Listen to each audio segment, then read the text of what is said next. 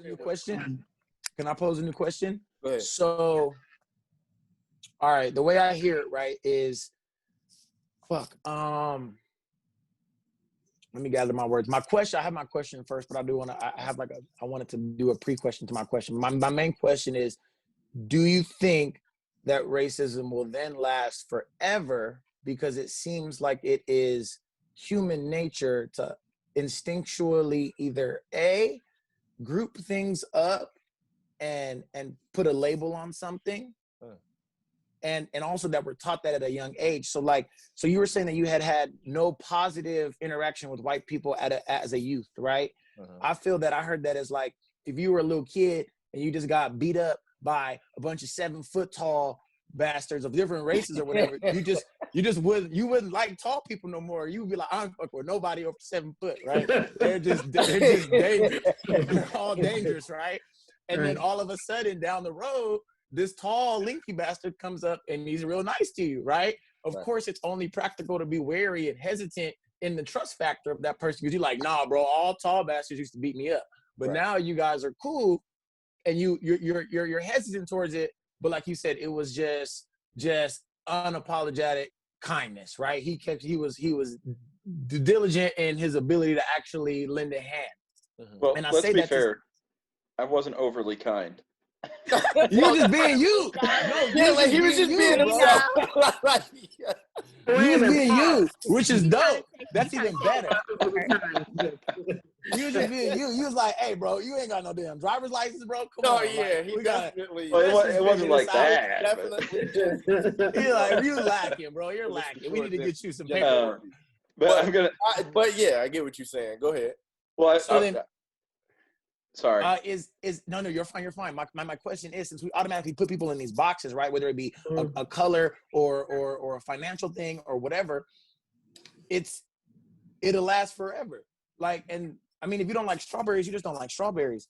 I can't make you not do. You know what I'm saying? Like, everyone's gonna have that reservation towards some type of sect or group of something. We're taught that young. We're gonna do a group event and everybody pick a team of 5, or you know what I'm saying? Like, it's red versus the blue versus the white flags. Like, everybody already gets boxed up like that. Is that human nature? Will that just go on forever to where we automatically divide ourselves? No. Yes. So I'm gonna put my for a second, because I'm getting really excited about this, because Phillip and I we're talking about like this book that I wrote, and it's defenses. And so I purposely asked him, did lowering his defenses make him like more open to, receptive to Jentzen, which it did. So I was going to chime in and say to you, because don't you see the power of lowering your defenses, just like my book says? Yes, I do. You know what I mean? You gained a lifelong friend. Yes, Well, and I don't want to go, I'm not going to, we'll have to talk about this later, but like, when you're defensive and anything in life, it closes out the rest of the world and you miss so many opportunities. I agree with that. A prime example of how your defense mechanisms that are not supposed to be used on an everyday basis, you know what I mean? I'm talking to us brown folks, everyday basis and 24/7 allow, and unfortunately we do that, but I'm saying like when we are defensive nonstop, we miss out on opportunities. You know what I mean? And a whole bunch of other things, you know what I mean? But the book is really talking about being in an emotional prison, so it has a lot to do with like other shit. But in this situation, him being able to lower his defenses allow him to have a lifelong friend now. You know what I mean? I'm not advocating for us all brown folks to go out and just be like, hey, we are the world and kumbaya, because everything can't be unicorns and rainbows. Like, that's just what it is. But it also goes back to, you have to want to change, and we have to have these shared values. If we don't have these shared systems, it's gonna go 5 steps forward, 2 steps back. So to answer your question, is it gonna go on forever? It may. I mean, in my opinion, it may go on forever, because unless we can come together, like, in terms of like, I value you, you know what I mean? It's like the person who says, I don't know if you all ever heard this, I don't see color. Oh my gosh. I hate that sentence. I hate that. You know why? That shit. It's because it's like the fact that how can you possibly fix something that you don't believe you actually see. Yeah. That's bogus, and we all know it. Even colorblind people see color. And They just don't see the right color. crazy They that still see color. everybody reacted the same way when she said it too. Like, oh, Yeah. come on. Well, see, Yeah. here's how I feel about that, right? So Phillip and I got into an argument because I said race should be irrelevant, because I hear this all the time. Race is a social construct. We got into a blow up about Black people using that term all the time. Race is a social construct.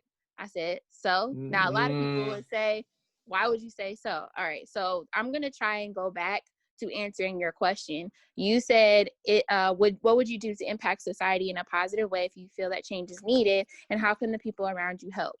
I think a lot of times the isms that come behind the root word is the malice of forethought. So like, race isn't the problem, racism is.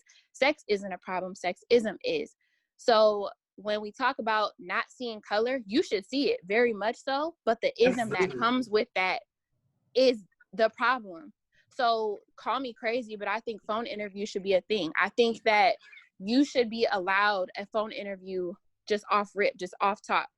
Because if you have a very neutral name like I do, they're not going to think, oh, well, she's a Black girl. And then when I come in, they see me long nails, maybe braids, and then automatically make assumptions about me. But if you see my name, even if my name was a little more, ethnic, they would still have to give me a chance on the phone to win the interview and then win the job. I've been on plenty of interviews where I know I nailed it and I didn't get the job. I got my highest paying job at Verizon off a phone interview alone. And then from that job, I had a client who became my boss at where I work now.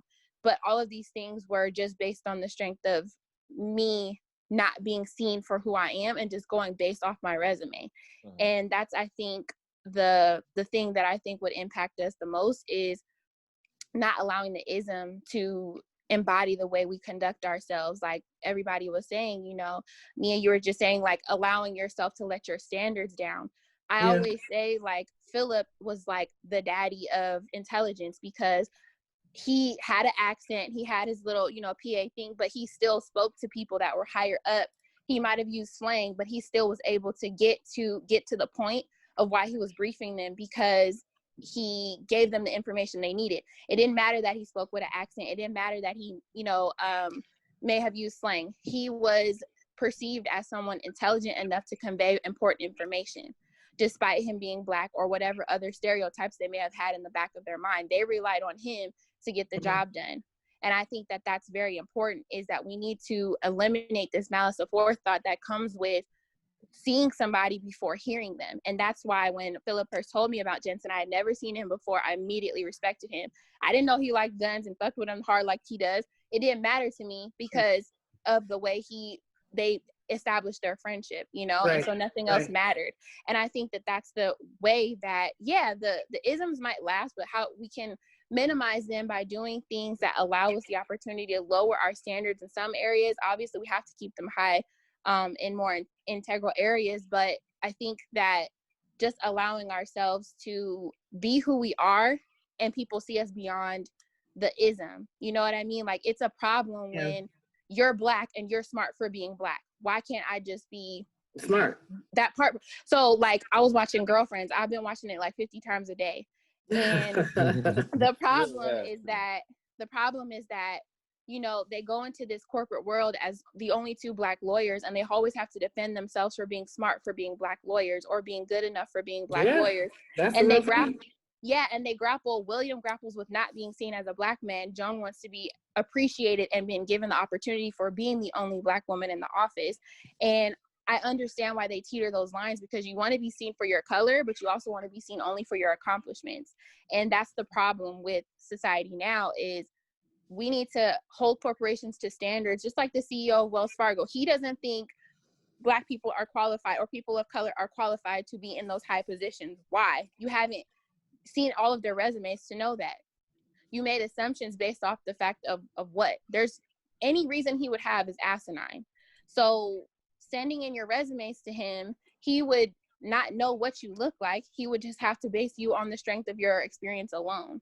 And I think that that's where we progress in society. Once people see you, they're going to make assumptions. But if in these realms where you shouldn't have to be seen for your color, that's where we can start to make a difference. And I think that for me would answer the question of positively impacting society is holding like larger corporations that hold the decisions in their hands. They have to base things on a lot more than you coming in for an interview or you presenting yourself like to school without braids. They see braids as not unprofessional, but they don't want kids in school with braids. You know, they're violating some asinine standard of what is a student in school. Braids have nothing to do with me learning. Pretty much. Me having long nails has nothing to do with me helping you behind the counter, sir. You want your money or not? So it's like these things are a problem. And if we hold, you know, corporations and individuals to the standards of not looking at the physicality of somebody and having to prove ourselves beyond what somebody who's white has to prove themselves, that's how we get better. And I know that's a long road, but that's, I think, where for me would be the most positive impact.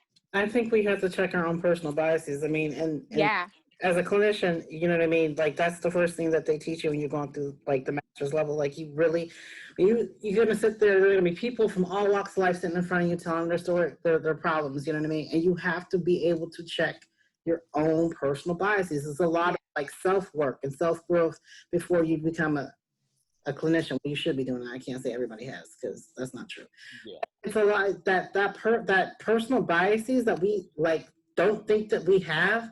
We definitely have it. And again, I mean, I'm gonna keep on harping on this, that same shared value system. You know what I mean? Using your moral compass, if you have one, you should have one. You know what I mean? Is going to be paramount to the next steps in moving forward. And honestly, I'm gonna be real with you. When I fill out my applications, when they ask me about, don't check black. I do not check any. Yep. One, I will say this. Like growing up, like what? Nope. I don't check anything. If you do, you're already setting yourself up. No, I don't check anything because number one, like for me, you don't need to know what my ethnicity is. You know what I mean? And quite frankly, do they need to know your sex then? I can claim a couple of things. You know what I mean? Based upon my dad. You know what I mean? You put your gender? I could change. You know what I mean? I'm multiracial if I really want to, and they don't really always have that. But more importantly, you need to know my credentials. You need to know whether or not I can. Right. A resume and what my work experiences are they in line with what you said the job entails? Right. So you don't need to know what my race is. You don't even need to know really if I'm a male or a female unless it's. Yeah. Do you put your gender? I do because now this is just my personal opinion. Don't shoot me because I love everybody. But this whole shit where it's like, you know, and my boss was kind of teaching me about this. So like there is binary, male, like, I don't know. I can't think of the terms, but like you can decide. Non-binary. Non-binary. Yeah, you want to be male or female, or this week you want to be, you know, a man or what, like, or you're both, or you're neutral. You know what I mean? You're not man or you're not woman. Oh. You know what I mean? I'm old school. Like you're either or. You know what I mean? Like I do say that. I mean, and that's not to, you know, I'm not being offensive to anybody. It's not my intent to be offensive to anybody in this forum. But that whole, like, I don't know, from one week to the next, I want to be male or female or whatever. And that's cool. That's them. But me, personally, like, I'm a woman all day long, every day. So then why are you not black all day long? You know what I mean? You're setting yourself up for a lot more than if you check male or female. Here's what I'll say. Technically, if I want to be technical about that, I'm not 100% black all day long. You know what I mean? Nobody's 100% no ethnicity now, right? You can go ancestry. You're gonna get something. So why are you defining me in a box? You know what I mean? Why are you? Matter of fact, my dad's mother is not black at all. You know what I mean? Well, but you consider yourself black? I do. I consider myself black and I consider myself Indian because my grandmother is 100%. You know what I mean? So I don't, and I was raised to not deny that part of me. I remember growing up, like on my dad's side of the family, and sitting, and there would be, you know, Native Americans and sitting at the dinner table, and for the shit that I got taught in grade school was like bad thing, you know what I mean? Not taught the history of like Native Americans in America, you know what I mean? So, you know, as a little kid growing up and seeing like my family coming from, my dad's side of the family coming from Kentucky, coming from these different places, whatever. And I'm like, I go to school, I'm like, we had real live Indians at dinner when I went to my grandma's this weekend. You know what I mean? So, but my grandma taught me, you don't get to deny that part of your culture. You don't get to deny that. You know what I mean? So That's fair. But so you consider yourself black? Do people consider you black? No, actually, my husband doesn't tell people that I'm black, and it kind of pisses me off. No. Like, would you be on the front or the back of the bus as far as your blackness? Because I can't see you, so I don't know. But as far as just, I don't, because I don't know. I don't know. See, here's what I'll say to you, and I'm being really honest with you. I don't think I'm light skinned. Black? Do you so you already said you consider yourself are you black or not? If you robbed me, if you robbed me, would I be like, it was this black lady? Would I describe you that way? If you didn't know? I honestly don't know, and I'm asking my cousin because my husband thinks, and everybody thinks I'm high yellow, and I don't. I swear I'm like brown. That's a yes. I'm gonna take that as a yes. You're getting semantics into a yes. That's semantics. 100%. I don't know. That's how I feel. But what did you say? I said you're black. Like that. That's what I was. Yes. Yeah. You sound black. Yeah. I am black. I'm definitely black. There we go. Okay, so you're black. Okay, so let's not do that. So why? If we're gonna do like the skin Well, tone, I'm black. We come in different shades. Because she already said she considered it, so I felt it okay to say that you sounded. Maybe she needed that little push, but my whole point was saying if you consider yourself black and people would just, quick response, consider you black, why not mark the black on the box on the resume? Because it's a lot more that goes into it than what you think about yourself. Right. I'm not, first of all, I'm like, and a person who has worked for like the state of Pennsylvania and hired people and know like these conversations that they have. No, I think that you don't need to offer me a job or meet a fucking quota or whatever the case may be because I'm black. You need to base it off of my credentials and my ability to do the job. You know what I mean? Okay, I gotta say something say that about I'm that. black or be viewed as a black woman, but to be honest with you, in HR, like they do, like they all say, oh, we already have enough black people in the office or whatever the case may be. So what the hell? Okay. We're not hiring this person. That shit is real. That's the thing. It goes beyond what you think you are. No, they look at you before you even know they tell you it takes 30 seconds to scan a resume, right? How long you think it takes to see your race and move on? That's what I'm talking about. Like, you don't need to check a box because that has nothing to do with your qualifications. Right. You're setting yourself up by checking a box. White people don't do it either. Like you do, your qualifications are what so at the bottom of your application, what does it say? We base our pickings off equal opportunity. So why does it matter what race I am? Why does it matter what sex you are? Yeah, exactly. It doesn't. It really doesn't. So that's what I'm saying. Like, it doesn't. It doesn't matter. But I work in healthcare. So imagine that just not getting a job is worse when you go to the hospital. So we already know about the Black maternity health crisis.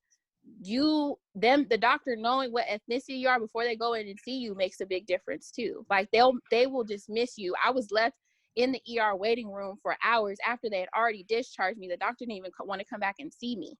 So like they will mistreat you on a whole nother scale just because you're not the acceptable tone or look for them, and it's a big deal. And that's why I'm saying like the phone interview thing and just you being viewed on the strength of you as a person alone, like Phillip and Jentzen's friendship was organic just based on the needs of, being nice and recognizing somebody else's needs and what, all of that stuff. That is what is the positive setup. Like we're not trying to say eradicate race or anything. I think it's important because Black people, we're our own people. We're very different from African Americans in terms of like we cannot necessarily celebrate our heritage the way that people straight from the motherland can. So we've established our own. I was just saying I don't consider myself African American. Yeah, and I used to go, I'm not African American, and I use that as a derogatory. What did Blake say? What did you say? He said he don't consider himself African American. And I used to say that in a way to distance myself from being African because I was the same as a lot of Black people, that we would affiliate ourselves with the good like we didn't want to be seen as African because they had negative connotations. I Now just we don't know them people. I consider myself Black. I'm a descendant of slavery. No, but what I'm saying is when I grew up, I didn't want to be affiliated with Africans because I was ignorant. I was, I was an idiot. Now I know myself. I know and respect whatever heritage I come from, but we can't necessarily celebrate that because we didn't come from that. We can dig all we want until we go on blackancestry.com or whatever that is. We don't know, So for me, I want you to know that I'm Black, and I want you to accept, appreciate, and respect that, and still give me the opportunity. I want to see Irish people as Irish. They respect their heritage. They know their heritage. It goes across the board. I don't want the ism attached to the root word. That's all I'm talking about. Yeah, I agree. But you don't see Irish American. They don't have that shit on there. They don't say Irish American. They don't say Scottish American, Italian. It's white because so why is it African American? I was born, in America, so I'm a Black American. You know what I mean? Well, you do see Black or African American now, and then you see Hispanic. There's all different types of ways they try and break it down. But at the end of the day, it doesn't matter. Like, give me whatever I'm asking for based on me, and that's where the problem lies. So I don't want discrimination is the issue because when we was arguing, I said, well, what did Alexander the Great do when he saw Egyptians? They wasn't Black. They were Egyptian. They still obliterated those niggas and took over and then chopped off the original Egyptians' noses and tried to say Europeans were the original Egyptians. There was no type of race back then. Right. There was still hate though. Yeah, I agree with. Okay, so with all of that being said, Jentzen, when you said no, and I said yes, because we answered at exactly the same time, why did you say no? Because you can look at the oldest cultures that are still operating on the planet, and there's racism there. Yeah. Yeah. Yeah. Look at the cultures in Korea, right? Look at the cultures in Japan, China. These are some of the oldest cultures, right? I mean, I don't know much about African cultures. I know that's, the birthplace of humanity or civilization, but I imagine, just through different tribes or the word escapes me now, but there's going to be some kind of conflict there because you're different. Mm-hmm. We don't come from the same familial lines, so there's going to be conflict. Yeah, it's everywhere. That doesn't mean that you have to accept it. Yeah. That's why, I didn't help you out of charity or anything like that. I helped you because there was a problem. And I did see that you're being treated like shit. And I was like, I'm not going to deal with that. Yeah. So I'm not that guy. If I'm treating you like shit, it's because I like you. It's like, yeah. And then I'm going to turn around and I'm going to say, you're going to drive me around so you can get your driver's license so you stop getting in trouble for dumb shit like this. Yeah. Period. Dot. Yeah. And that's what it was about for me. So I understand what you're saying in your no. The reason why I think that I disagree with that is I think that if you have enough people that are willing to accept the differences and understand and at least attempt to respect the differences, we can get to a place where those type of things won't have the type of negative effect on society that they do now. I think that part of the reason why like dark-skinned Koreans are separated and discriminated against light-skinned Koreans is because that type of mentality has been perpetuated throughout their lineages. You know what I mean? Like it has continued to go, it has continued to grow. You know what I mean? Even the foundation of America was built on the foundation that there will be a supreme race and there will be a race that is subjugated. You know what I mean? And therefore, yes, Juan. So let's replace race with religion. Okay. Right? You're still going to run into issues. There's always going to be a container that people get put into, whether it's right or wrong. Yes, and I think that you can not. So I can be Christian, somebody else can be Muslim, somebody else can be agnostic, and or well, maybe not. Let me not say agnostic. Buddhist, for example, and we all might disagree on the foundational beliefs of our religion. That doesn't mean that I have to now hate you based on the fact that you don't believe that Jesus Christ is God and the Son of God. You get what I'm saying? And so, in essence, that is the belief in some entities. You know what I'm saying? Yeah. But what I'm saying is, go ahead. No, I mean, I think we're arguing semantically a little bit here, right? But there's always going to be some kind of separation. I don't want to say segregation, because I don't know that that's necessarily the case, right? And I think as bad as things are right now, and again, this could be my own ignorance, because maybe I'm a chubby white dude, right? I get it. But as bad as things are right now, they are much worse in other places, or they could be much worse for other reasons than just the color of your skin, right? Yeah. Yes. It's bad. I fully see that, and I don't want to say I accept it, but I recognize it. Right. You know, it sucks. So I think that's where, like Blake was saying, if we get to a point to where all of the cultures mesh, that might be eradicated. I think that's why we don't have the luxury of time, because like you're saying, there will always be a sort of separation between different groups of people. I agree. I had pitched both points exactly. At first, I had said that I think it's inevitable, right, as far as the more blended cultures get. But then at that same token, we are taught as children to group up in some fashion. You know what I'm saying? We got, oh, what school you go to? I go to this school. Oh, go Bears, go fucking Wolves, go Lions, right? And we're taught that we all have our own little clique. And we even do cliques. This is very high school of us to have cliques. Everybody groups up. And even if it's an all-black community, it's I'm team light skin or team red bone, or you know what I'm saying? It becomes that. And in any group, you will find your own little sect or mini sect, and division becomes natural. But you know what? I don't think that, and what I'm saying is that division doesn't have to become a negative division.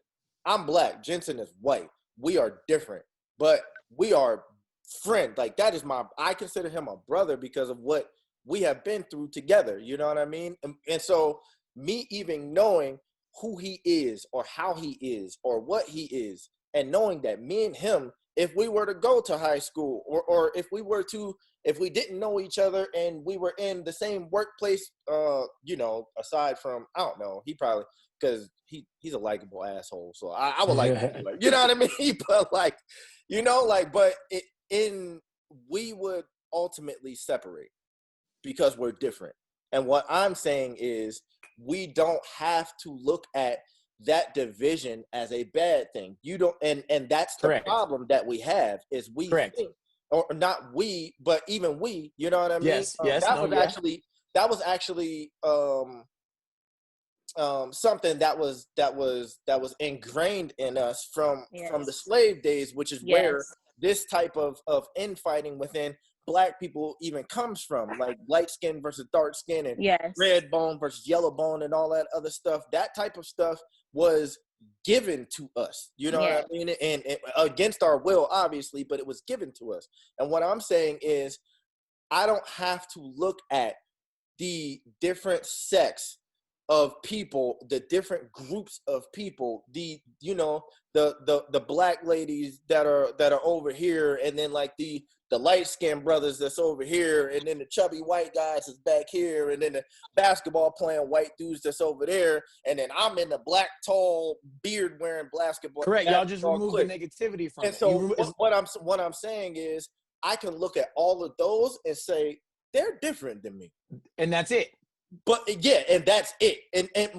But I don't think that it just stops there, because I think when you stop there, people will automatically go to, what is the next step? And so I think we have to ingrain in people not just the fact that they are different, but we also have to give them, it's not wrong that they're different. Correct. That's like what Candice was saying. That they're different. But race exists, not racism. We don't need sex exists, but we don't need sexism. It's the projected negativity that fucks it up. Recognizing and seeing that it exists is dope. And leave it at that. Yeah, and just understanding that, like, yo, we're at a point where there are going to be different groups. We are going to, you know what I mean? There are even now, I had saw something where people said, like, if you're losing friends over the election, you're not friends. Facts. And to a certain extent, I agree with that. I think that it depends on how hard you was going for the side that you was going for, because there are a myriad of issues with both candidates. But I think that if you still were championing somebody above the other person, then yeah, that might be something where if we agree that they're not good candidates and you like one candidate and I like the other candidate, that's not immediate grounds for us to not be friends anymore. You know what I mean? It does mean that there needs to be a conversation, especially with this election. But take 2008 with Obama and John McCain. I actually really like John McCain. If he was going against anybody else, I would have voted for John McCain. I felt as though he was that good of a guy, but that he was going against the black president. So, obviously he gonna get my vote, but you know what I'm saying? There wasn't enough difference for me to look at somebody who is different and say that they are worse than me, or I am superior to them just because they're not in my group.